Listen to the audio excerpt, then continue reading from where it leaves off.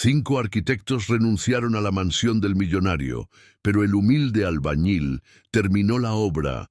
La luz del amanecer apenas comenzaba a filtrarse entre las cortinas rasgadas del cuarto de azotea, donde Javier Morales despertaba cada mañana a las 5:30. Sus 42 años se hacían sentir en las rodillas y en la espalda baja. Recordatorios constantes de 24 años trabajando como albañil en las obras más exigentes de Monterrey. Se levantó con cuidado de no hacer ruido.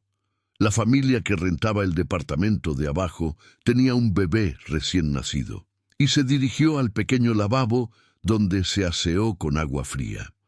Sus manos, curtidas y marcadas por innumerables cortes y raspaduras cicatrizadas, tomaron la pasta de dientes con la delicadeza de quien sabe que cada peso cuenta. El cuarto que rentaba por 3.500 pesos al mes en la colonia Independencia era apenas suficiente para una cama, un pequeño escritorio donde guardaba sus planos y apuntes técnicos, y el tesoro más valioso que poseía, una caja de herramientas profesionales que había acumulado durante más de 2 décadas. Cada herramienta tenía su historia. El nivel de precisión alemán se lo había regalado el ingeniero Domínguez cuando terminaron el edificio corporativo de San Pedro Garza García, donde Javier había sido maestro de obra durante 3 años. La escuadra de aluminio la había comprado con su primer sueldo como oficial albañil, cuando apenas tenía 18 años. El flexómetro Stanley de 8 metros lo había heredado de su padre, también albañil, quien le había enseñado que un hombre se conoce por cómo cuida sus herramientas y por cómo cumple su palabra. Antes de continuar la historia, por favor, ayude al canal suscribiéndose y dejando su like. Así vamos a conseguir continuar siempre trayendo más historias como esta para ustedes. Javier se preparó un café instantáneo y 2 huevos revueltos con frijoles refritos que le alcanzarían hasta la hora de la comida. Mientras desayunaba, repasaba mentalmente el trabajo del día. Estaba ayudando en la construcción de un conjunto habitacional en la colonia Valle de Lincoln, obra donde lo habían contratado como ayudante general a pesar de su vasta experiencia. La crisis de la construcción de los últimos 3 años había sido despiadada. Primero, perdió su puesto como maestro de obra cuando la constructora para la que trabajaba quebró después de que 2 clientes importantes no pudieron pagar por sus desarrollos terminados. Luego tuvo que vender su camioneta para pagar las deudas que había adquirido, tratando de mantener a flote su pequeño equipo de trabajadores. Finalmente, perdió el departamento de 2 recámaras donde había vivido durante 15 años y tuvo que mudarse a ese cuarto de azotea. Lo que más le dolía a Javier no era la pérdida material, sino la sensación de estar desperdiciando su conocimiento. Durante 24 años había estudiado construcción de manera autodidacta. Compraba libros técnicos en las librerías de viejo del centro de Monterrey, asistía a conferencias gratuitas en la Facultad de Arquitectura de la UAN y pasaba sus noches dibujando y redibujando planos hasta entender cada principio estructural, cada cálculo de cargas, cada detalle de las instalaciones. Sabía leer planos arquitectónicos mejor que muchos ingenieros que había conocido. Podía calcular cantidades de material con una precisión del 98% y tenía un ojo entrenado para detectar problemas estructurales que otros pasaban por alto. Pero en el competitivo mercado de la construcción en Monterrey, donde las grandes constructoras dominaban los contratos importantes y los arquitectos preferían trabajar con empresas consolidadas, un albañil de 42 años sin capital ni contactos políticos tenía pocas oportunidades de demostrar su verdadero valor. Así que Javier aceptaba los trabajos que conseguía, mezclando cemento, cargando materiales, haciendo trabajos que podría realizar cualquier peón sin experiencia. y guardaba su orgullo profesional para esos momentos en que detectaba un error en la construcción y discretamente lo señalaba al maestro de obra. Esa mañana de jueves, Javier caminaba por la avenida Constitución hacia la parada del camión que lo llevaría a la obra en Valle de Lincoln. Llevaba su pesada caja de herramientas, nunca sabía cuándo podría necesitarlas, y una mochila con su lonchera y una botella de agua. El sol de julio ya comenzaba a calentar el pavimento, prometiendo otra jornada de 35 grados a la sombra. Mientras esperaba el camión, escuchó una conversación acalorada que provenía de una construcción residencial al otro lado de la calle. Era una obra grande, claramente una casa de lujo, a juzgar por la extensión del terreno y los materiales de primera calidad que se veían apilados en el frente. Un hombre de aproximadamente 60 años, vestido con ropa casual pero evidentemente cara, discutía con un arquitecto joven que sostenía un rollo de planos bajo el brazo. «No me importa qué diga en los planos», decía el hombre mayor con voz firme pero controlada. «Esta es la quinta vez que reviso el avance y sigo viendo los mismos errores. Las ventanas del segundo piso no están alineadas con las del primero. La escalera principal tiene una pendiente irregular y puedo ver desde aquí que la terraza no está nivelada correctamente». «Señor Elizondo», respondía el arquitecto con tono defensivo, «los cálculos están correctos, según las especificaciones que usted aprobó. Si hay variaciones visuales, son ajustes normales de la construcción». «Ajustes normales», interrumpió el señor Elizondo con sarcasmo contenido. «Joven, yo llevo 40 años en la industria de la construcción. Sé reconocer trabajo bien hecho y sé reconocer mediocridad. Esto es mediocridad disfrazada de arquitectura moderna». El arquitecto enrojeció visiblemente. «Si no está satisfecho con mi trabajo, señor Elizondo, tal vez debería buscar a alguien más. Yo tengo otros proyectos que requieren mi atención». «Perfecto», respondió el señor Elizondo sin un ápice de duda en su voz. «Considere terminado su contrato. Le pagaré hasta el día de hoy, pero no quiero volver a verlo en esta obra». El arquitecto murmuró algo ininteligible, dio media vuelta y se marchó dejando caer el rollo de planos en el suelo. El señor Elizondo lo recogió, suspiró profundamente y se quedó mirando la construcción con expresión de profunda frustración. Javier observaba la escena desde la parada del camión a unos 20 metros de distancia. Su ojo, entrenado, había captado inmediatamente los problemas que el señor Elizondo había mencionado. Efectivamente, las ventanas del segundo piso estaban desalineadas al menos 10 centímetros respecto a las del primero. Un error imperdonable que afectaba tanto la estética como la estructura de la fachada. La escalera principal, que se veía parcialmente desde la calle, mostraba una variación en la altura de los escalones. Probablemente no más de 2 centímetros, pero suficiente para crear un peligro y una imperfección visual notable. Y la terraza del segundo piso definitivamente tenía un desnivel hacia el lado izquierdo. Javier podía verlo por la manera como se acumulaba agua de una lluvia reciente en esa esquina. El camión que Javier esperaba apareció en ese momento, pero algo dentro de él, tal vez la frustración acumulada de meses haciendo trabajos por debajo de su capacidad, tal vez el reconocimiento de un problema que sabía perfectamente cómo resolver, o tal vez simplemente el instinto profesional que nunca había podido ignorar, lo hizo quedarse parado en la banqueta mientras el camión se alejaba. Javier cruzó la calle lentamente, su caja de herramientas pesando en su mano derecha. Se acercó a la cerca de la construcción, donde el señor Elizondo seguía estudiando los planos con expresión de desaliento. «Disculpe, señor», dijo Javier con voz respetuosa. «No es mi intención entrometerme, pero no pude evitar escuchar su conversación». El señor Elizondo levantó la vista, evaluando a Javier con una mirada que había aprendido a reconocer en sus años de construcción.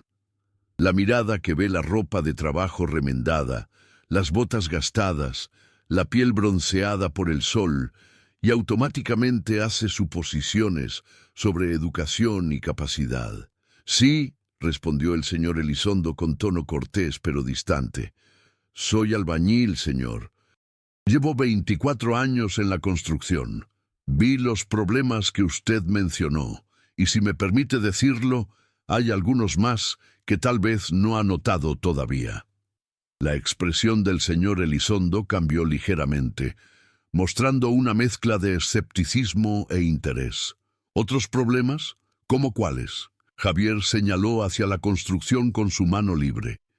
¿Ve esa grieta diagonal en la pared del lado este, cerca de donde termina el primer piso y empieza el segundo? El señor Elizondo entrecerró los ojos, buscando lo que Javier señalaba. No veo ninguna grieta. Está ahí, señor. Es delgada todavía, apenas visible, pero está ahí, y si me permite acercarme, puedo mostrarle por qué se está formando y qué va a pasar si no se corrige ahora. El señor Elizondo dudó un momento. Luego asintió. Adelante, muéstreme. Javier dejó su caja de herramientas junto a la cerca y entró al terreno de la construcción. Se dirigió directamente hacia la pared este, con el señor Elizondo siguiéndolo de cerca. Una vez frente a la pared, Javier sacó su nivel de precisión de su cinturón. Siempre lo llevaba consigo, y lo colocó contra la superficie. Mire aquí, señor, la pared tiene una inclinación de aproximadamente medio centímetro hacia afuera en esta sección. ¿Medio centímetro? Eso es casi nada. Casi nada que se va a convertir en un problema muy grande, explicó Javier con la paciencia de quien ha enseñado estos conceptos muchas veces. ¿Ve estos ladrillos de aquí? Están asentados sobre una cadena de concreto que no tiene el refuerzo adecuado. Y si se fija bien, Javier se agachó y señaló hacia la base de la pared, puede ver que la cimentación en esta sección es más superficial que en el resto. Alguien tomó un atajo, probablemente para ahorrar material. El señor Elizondo se agachó también, examinando lo que Javier señalaba. Efectivamente, la cimentación en esa área parecía terminar unos 15 centímetros más arriba que en las secciones adyacentes. Con las lluvias del verano, continuó Javier, el suelo se va a expandir aquí más que en el resto de la casa, porque hay menos concreto conteniendo el terreno. Esa expansión va a empujar la pared hacia afuera. La grieta que ya está formándose se va a abrir más, y eventualmente va a comprometer toda esta sección de la estructura. El señor Elizondo se levantó lentamente. Su expresión había cambiado completamente del escepticismo inicial a algo parecido al asombro. ¿Cómo puede saber todo eso con solo mirarlo? 24 años de experiencia, señor. ¿Y por qué he visto este mismo error cometer muchas veces? De hecho, tuve que corregir exactamente este problema en una obra en San Pedro hace como 5 años. El señor Elizondo estudió a Javier con renovado interés. ¿Qué más ve que esté mal? Javier caminó alrededor de la construcción, deteniéndose ocasionalmente para examinar detalles, medir con su nivel o simplemente observar con su ojo entrenado. El señor Elizondo lo seguía en silencio, tomando notas mentales de cada comentario. La escalera principal, dijo Javier cuando llegaron a esa sección, tiene escalones con alturas diferentes. Vea, del primero al segundo hay 19 centímetros, pero del segundo al tercero hay 21.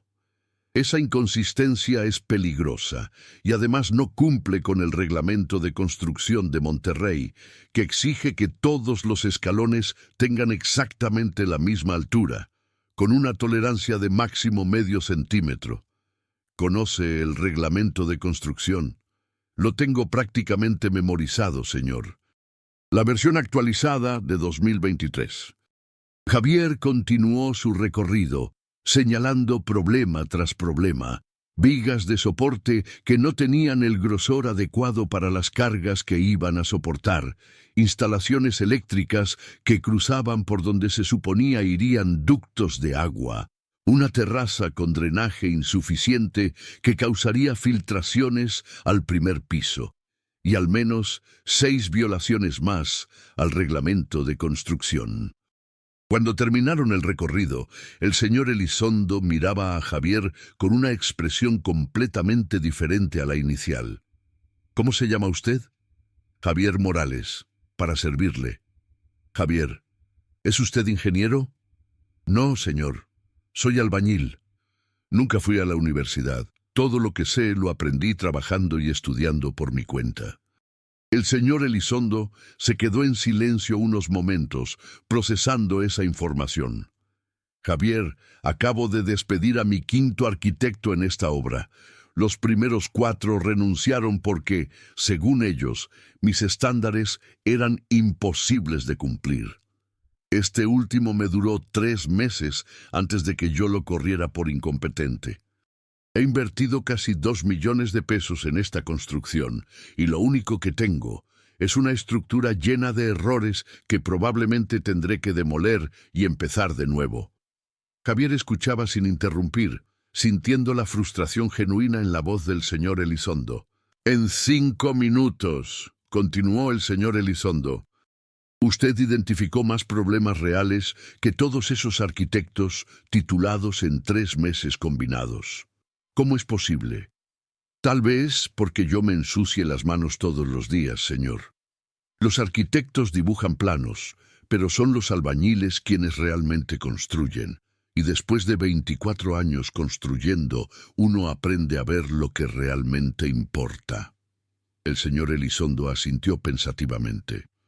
Javier, ¿tiene trabajo en este momento? Sí, señor. Estoy ayudando en una obra en Valle de Lincoln. Acabo de perder mi camión esperándolo porque me quedé aquí hablando con usted, dijo Javier con una sonrisa resignada. ¿Cuánto le pagan? 400 pesos al día, señor. El señor Elizondo hizo una mueca. Eso es una miseria para alguien con su conocimiento. Javier, quiero hacerle una propuesta, pero primero necesito que entienda una cosa.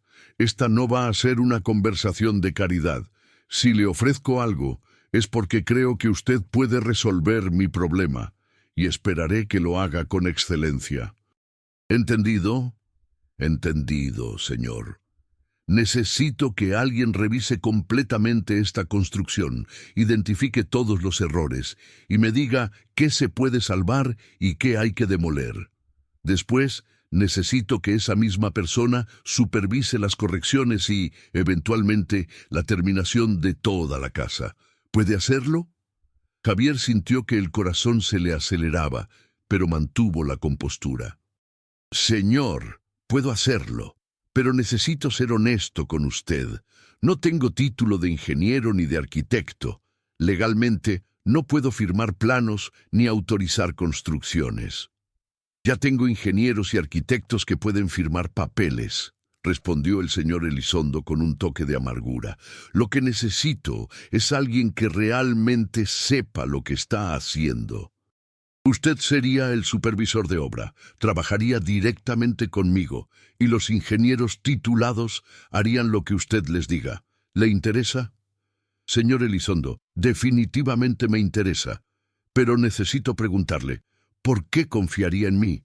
Ni siquiera me conoce. El señor Elizondo sonrió por primera vez en toda la conversación. Javier, llevo 40 años en el negocio de la construcción. Empecé como peón en las obras de mi padre cuando tenía 14 años. Trabajé como albañil durante 10 años antes de estudiar ingeniería civil y después construí una de las compañías de desarrollo inmobiliario más grandes del noreste del país. Si algo he aprendido en todo ese tiempo es a reconocer cuando alguien realmente sabe de lo que habla. Usted sabe. Lo vi en la manera como evaluó los problemas, en cómo explicó las consecuencias, en su conocimiento del reglamento. Pero más importante aún, vi algo en sus ojos cuando hablaba de la construcción. Respeto genuino por el oficio. Eso es más raro de lo que piensa. Javier sintió un nudo en la garganta. Hacía mucho tiempo que alguien no reconocía su competencia de esa manera. ¿Cuándo puedo empezar, señor Elizondo? ¿Qué tal ahora mismo? Su trabajo en Valle de Lincoln paga 400 pesos al día. Yo le voy a pagar 1,200 pesos al día, más bonos por cumplir plazos. Y si esta casa se termina con la calidad que yo exijo, le garantizo que tengo otros 3 proyectos donde va a poder trabajar después. Javier extendió su mano callosa hacia el señor Elizondo. Trato hecho, señor, pero le advierto, si acepto este trabajo lo voy a hacer bien. Eso significa que tal vez tenga que darle noticias que no quiera escuchar sobre qué tanto hay que demoler. El señor Elizondo estrechó la mano de Javier con firmeza. Eso es exactamente lo que necesito, alguien que me diga la verdad, no lo que cree que quiero escuchar. Bienvenido al equipo, Javier. Los siguientes 3 días, Javier realizó una inspección exhaustiva de toda la construcción. Llegaba a las 6 de la mañana y trabajaba hasta que la luz natural comenzaba a fallar, documentando meticulosamente cada problema en un cuaderno que había comprado específicamente para el proyecto. Tomaba medidas, verificaba niveles, revisaba la calidad del concreto golpeándolo suavemente con un martillo y escuchando el sonido que producía. Examinaba las conexiones entre diferentes secciones estructurales y estudió los planos originales, comparándolos con lo que realmente se había construido.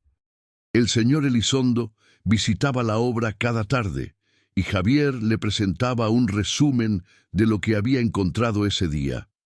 Con cada visita, la expresión del señor Elizondo se volvía más grave al darse cuenta de la magnitud de los problemas que los arquitectos anteriores habían pasado por alto o, peor aún, habían causado directamente.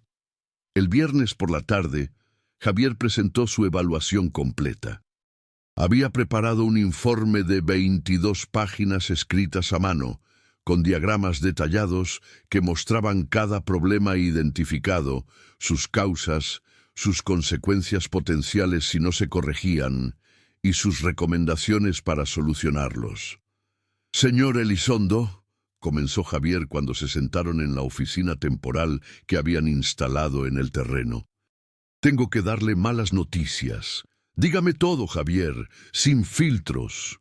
De lo que se ha construido hasta ahora, aproximadamente el 40% tiene que ser demolido y reconstruido. No hay forma de salvarlo. Los problemas estructurales son demasiado graves y comprometen la seguridad de toda la casa. El señor Elizondo cerró los ojos y suspiró profundamente. 40%. Eso es casi 1,000,000 de pesos tirados a la basura. Sí, señor, lo siento. No se disculpe, Javier. Usted no causó este desastre, solo lo está identificando. Continúe. ¿Qué más? El otro 60% se puede salvar, pero va a requerir refuerzos significativos y correcciones. Tengo aquí un plan detallado de qué se debe hacer en cada sección. Durante la siguiente hora, Javier explicó sistemáticamente cada recomendación de su informe. Habló sobre cómo la cimentación necesitaba ser profundizada y reforzada en varias áreas, cómo las paredes principales requerían castillos de concreto adicionales para cumplir con los códigos sísmicos, cómo la escalera principal debía ser completamente reconstruida y cómo el sistema de drenaje de la terraza necesitaba un rediseño completo. El señor Elizondo escuchaba atentamente, haciendo preguntas ocasionales que revelaban su propio conocimiento técnico considerable. Pero lo que más le impresionaba era la claridad con que Javier explicaba conceptos complejos y la lógica irrefutable de sus recomendaciones. Javier, dijo el señor Elizondo cuando terminó la presentación, este es el análisis más completo y profesional que he visto en mi vida. Y eso incluye evaluaciones que me han costado 50,000 pesos hechas por firmas de ingeniería prestigiosas. Gracias, señor. Tengo una pregunta importante.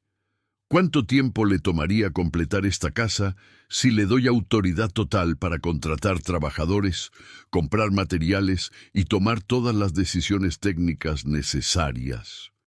Javier había anticipado esa pregunta y había hecho sus cálculos cuidadosamente. Si empezamos con las demoliciones la próxima semana y si puedo contar con un equipo de 12 trabajadores buenos, puedo tener la estructura principal corregida y reforzada en 2 meses. Los acabados y detalles finales tomarían otros 2 meses adicionales. 4 meses en total para una casa terminada correctamente. Los arquitectos anteriores me habían dicho que tomaría 8 meses desde este punto, porque estaban planeando trabajar sobre los errores en lugar de corregirlos primero.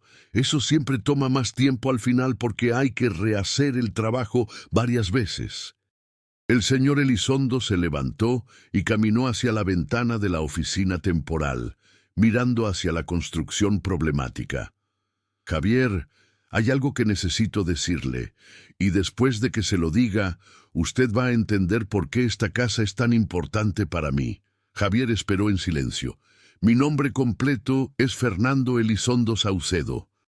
Mi padre fue Ricardo Elizondo, fundador de Constructora Elizondo, que durante 30 años fue una de las empresas de construcción más respetadas del noreste de México.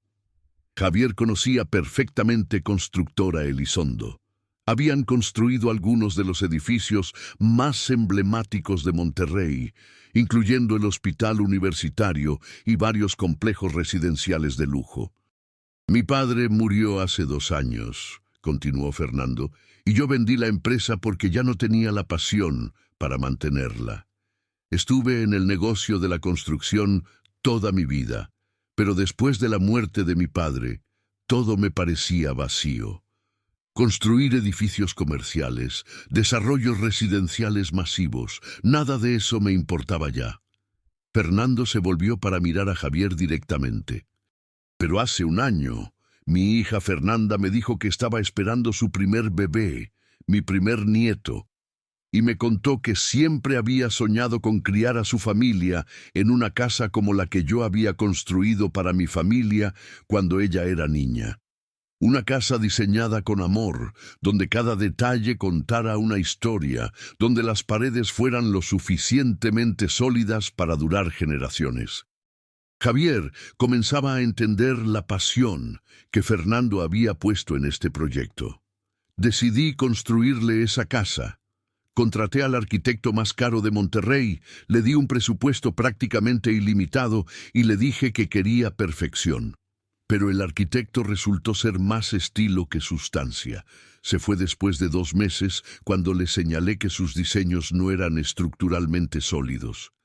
El segundo arquitecto duró 3 meses antes de renunciar, frustrado porque yo rechazaba todo lo que hacía mal. Los siguientes 3 duraron menos tiempo cada uno. Fernando se sentó de nuevo frente a Javier. Esta casa es mi regalo para mi hija y mi futuro nieto. Tiene que ser perfecta, Javier.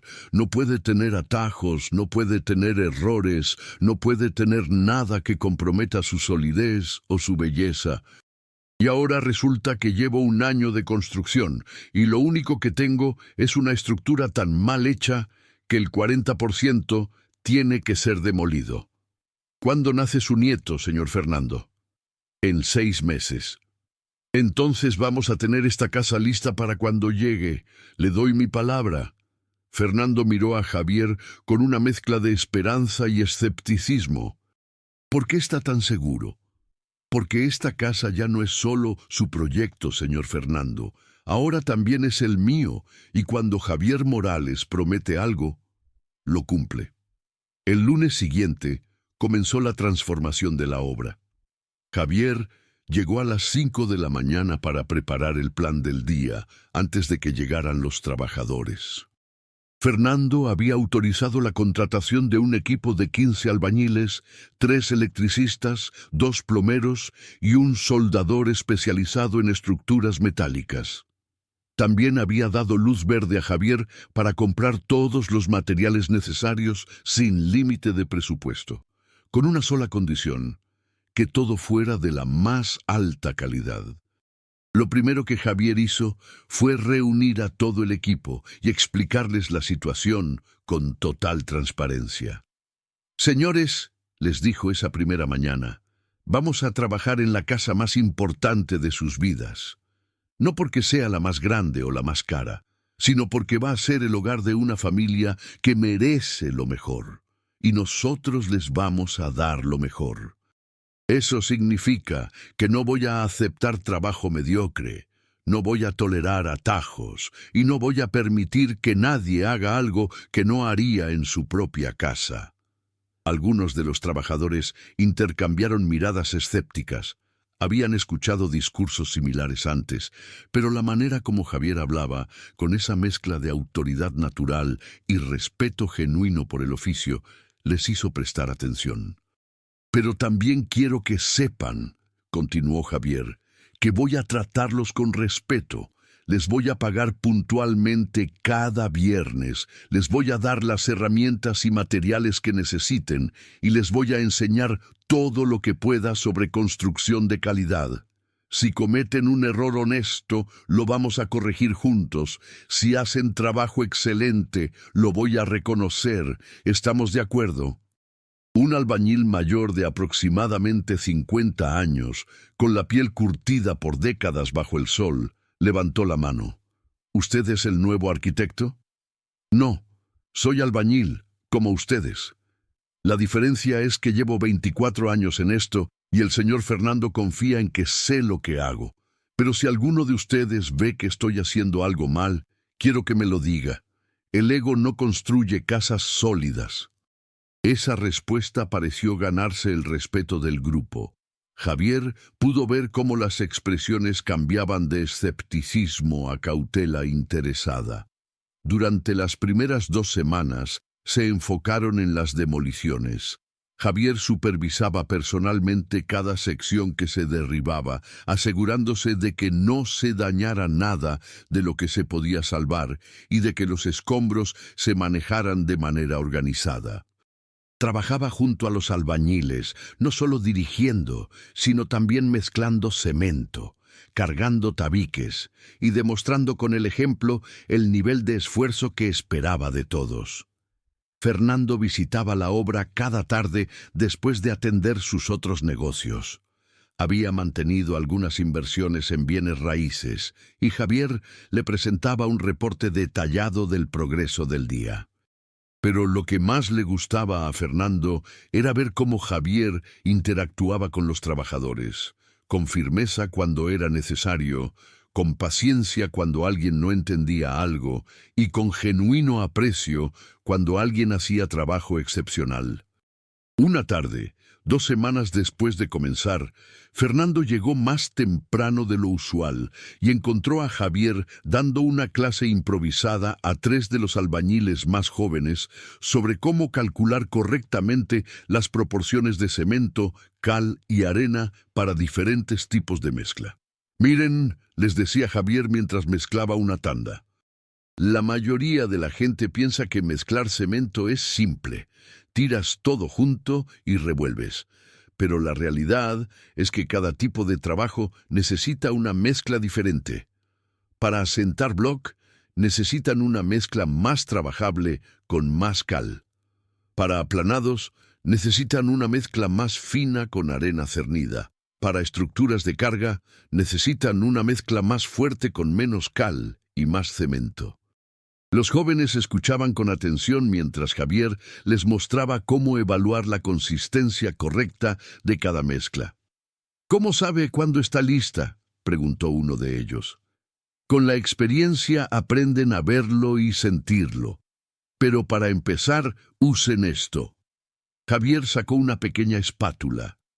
Si la mezcla se desliza suavemente sin gotear, está perfecta.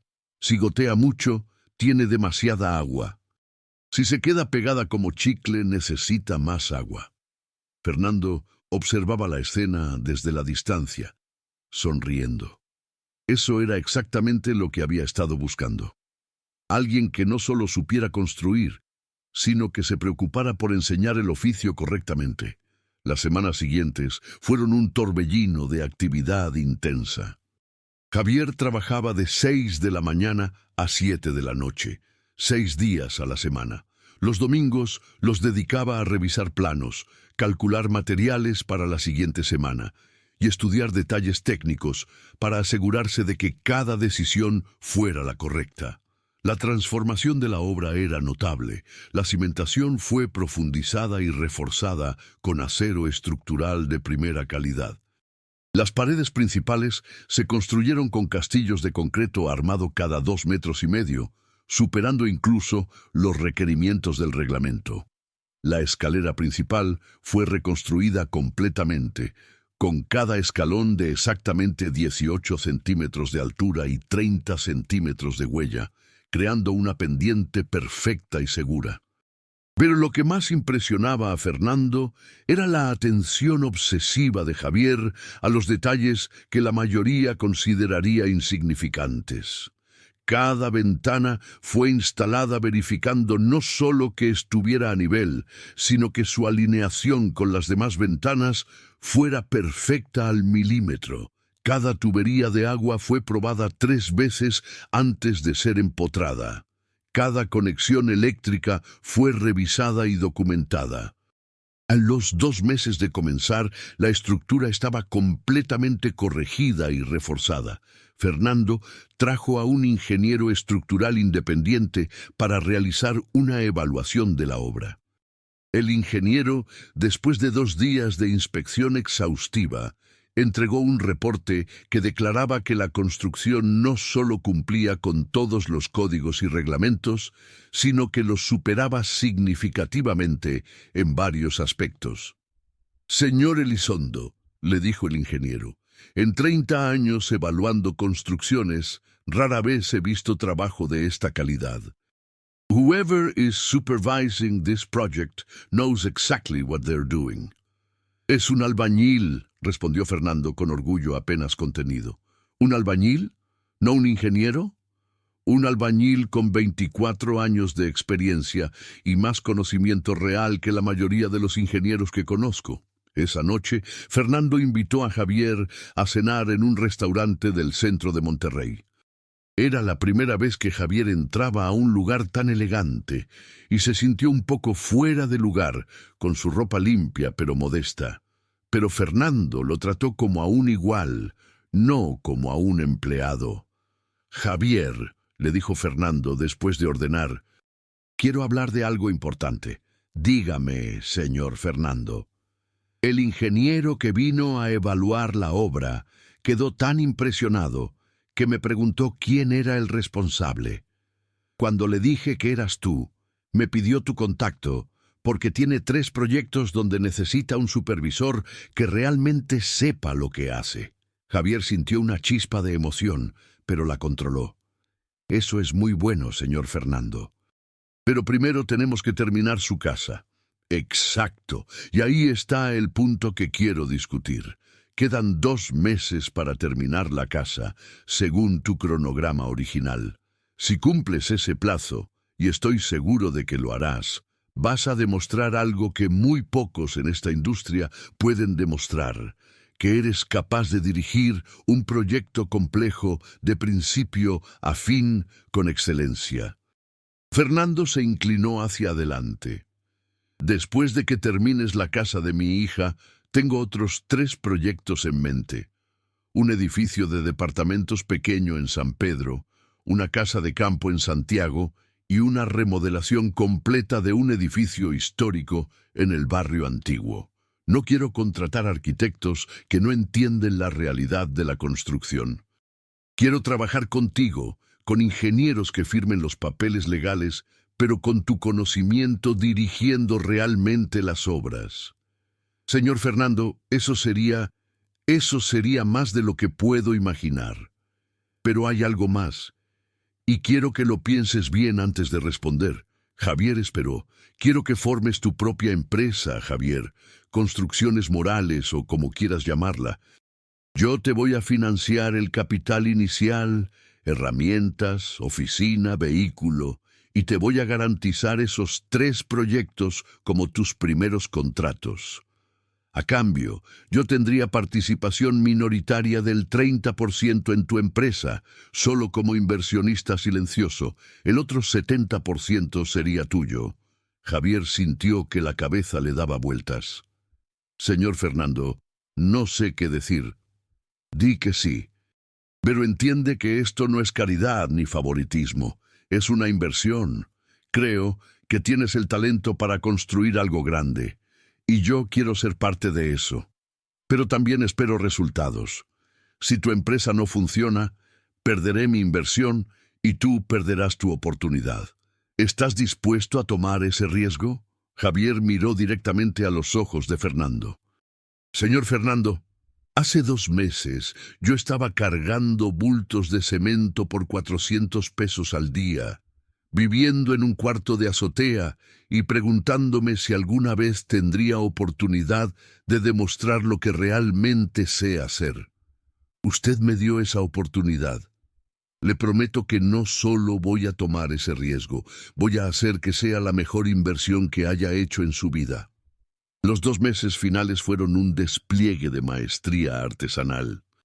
Javier supervisó personalmente cada detalle de los acabados. Los pisos de madera fueron instalados siguiendo el patrón perfecto de las vetas. Las paredes fueron aplanadas hasta lograr una suavidad que parecía seda. Los azulejos del baño fueron colocados con juntas tan precisas que parecían parte de una sola pieza, y las instalaciones eléctricas quedaron perfectamente integradas sin cables expuestos ni cajas visibles. Pero Javier también agregó toques personales que no estaban en los planos originales. En la cocina diseñó un sistema de almacenamiento que maximizaba el espacio. En la recámara principal creó un nicho iluminado perfecto para fotos familiares. En el jardín construyó un sistema de drenaje tan eficiente que incluso las lluvias más fuertes no dejarían charcos. La noche antes de la entrega oficial, Javier hizo un recorrido final por la casa completamente solo. Tocó cada pared que había levantado, revisó cada ventana que había instalado, verificó cada acabado que había supervisado.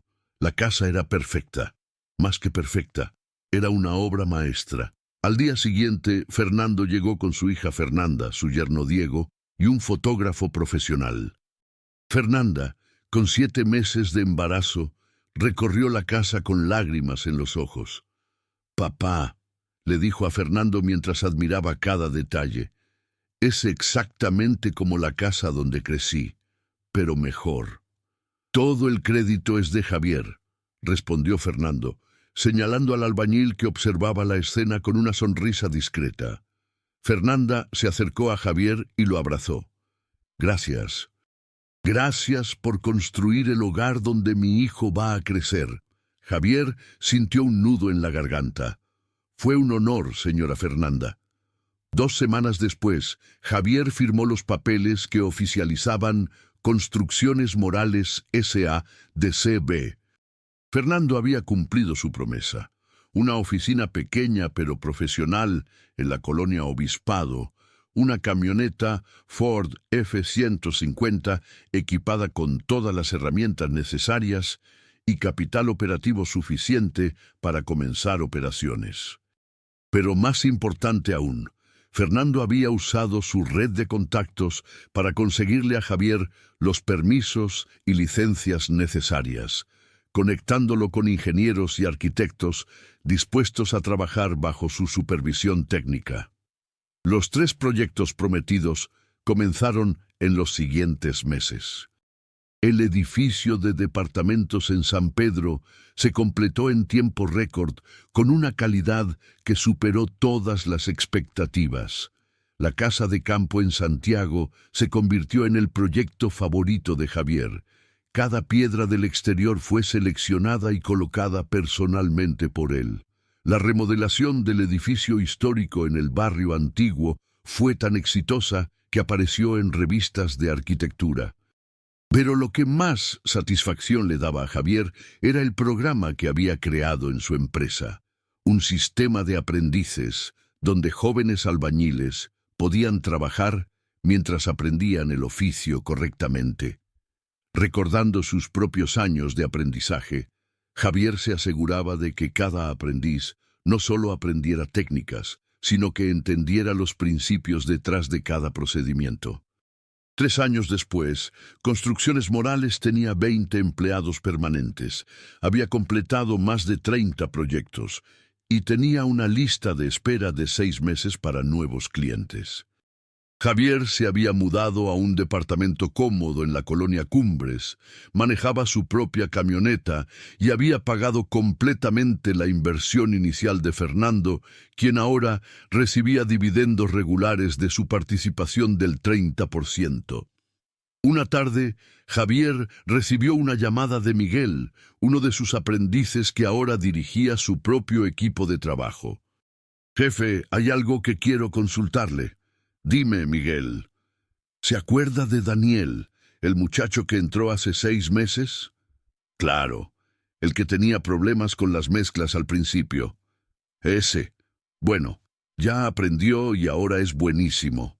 Pero hoy me contó que su papá era maestro de obra y murió hace 2 años, y que desde entonces él está tratando de mantener a su familia. Tiene 3 hermanos menores». Javier sonrió, ya sabiendo hacia dónde iba la conversación. «¿Y qué estás pensando, Miguel? Que tal vez podríamos darle una posición permanente con un poco más de responsabilidad. No mucho todavía, pero algo que le permita ganar un poco más. Miguel, tú eres supervisor de equipo. Esas decisiones son tuyas. Si crees en él, dale la oportunidad». «¿Estás seguro, jefe? ¿No quiere conocerlo primero?» «No necesito conocerlo. Tú lo conoces, has trabajado con él, has visto su progreso. Confío en tu juicio». Hubo una pausa en la línea. «Gracias, jefe. Esto significa mucho para mí. Miguel, hace 3 años alguien confió en mí cuando nadie más lo hacía. Ahora nos toca a nosotros hacer lo mismo por otros».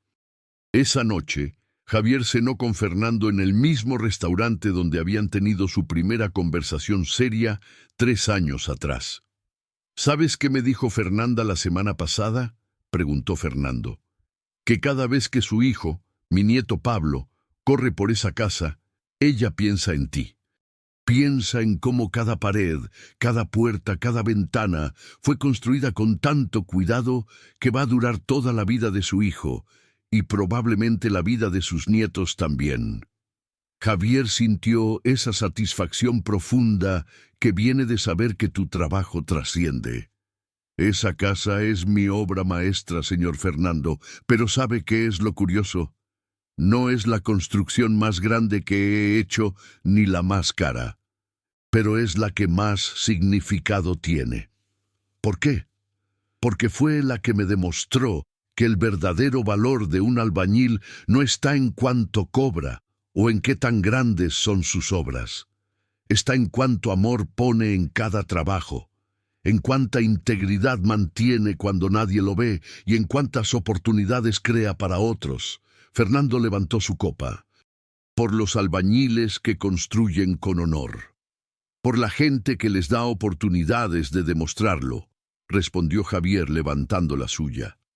5 años después del día en que Javier se había quedado parado en esa parada de camión, viendo una construcción problemática, Construcciones Morales se había convertido en una de las empresas de construcción residencial más respetadas de Monterrey.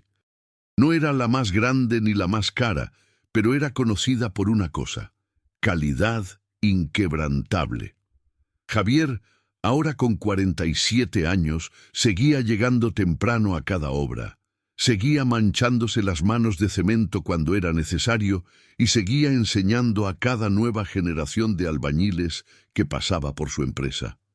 Su caja de herramientas original, la que había cargado durante sus días más difíciles, estaba ahora en una vitrina de cristal en su oficina, un recordatorio constante de dónde había comenzado.